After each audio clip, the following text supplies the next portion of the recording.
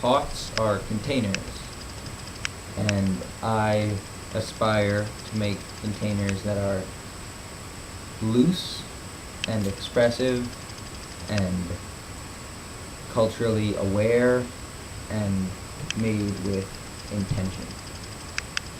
One way that I've found that helps me make the type of pots that I want to make is throwing them loosely, which means that they're not perfectly centered and they're not perfectly ribbed. They might be throwing lines and evidence of the way that they were made. In the slip work, which isn't a picture of anything, it's merely evidence of where the brush and the hand moved in space. The same goes for the way the handles are applied, where one can almost imagine oneself putting his thumb there and smudging it in. Spontaneous design decisions, which means that I don't start out with a pot planned out completely in my mind, but I start with a theme and an idea and an aesthetic that I want to emulate and see where the clay leads.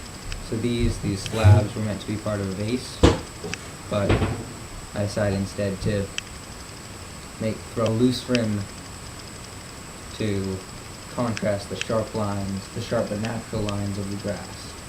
It might be easy in the pursuit of making spontaneous pots to lose sight of the fact that they are functional pieces and they show your craftsmanship, or my craftsmanship. So everything should be done with intention. The joints should be done well.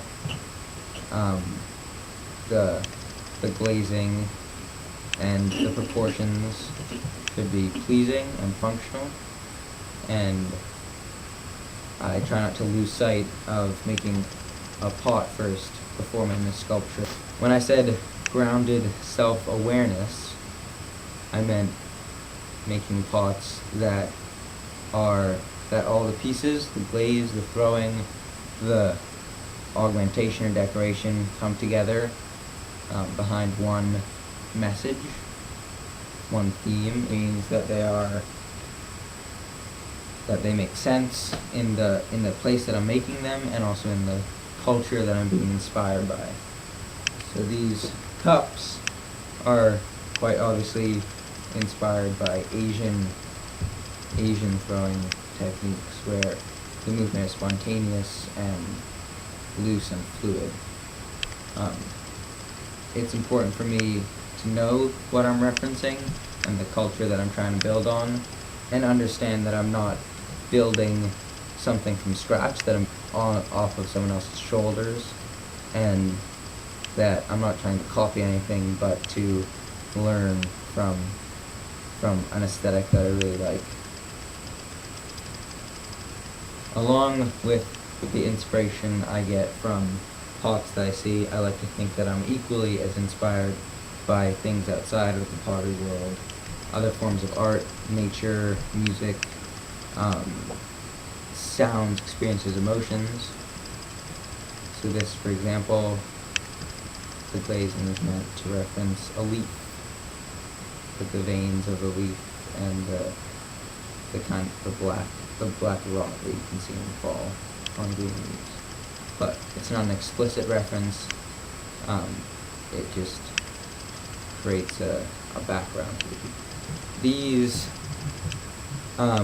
were made with individuality in mind, and how even though we keep ourselves as a single thing, like the impressions,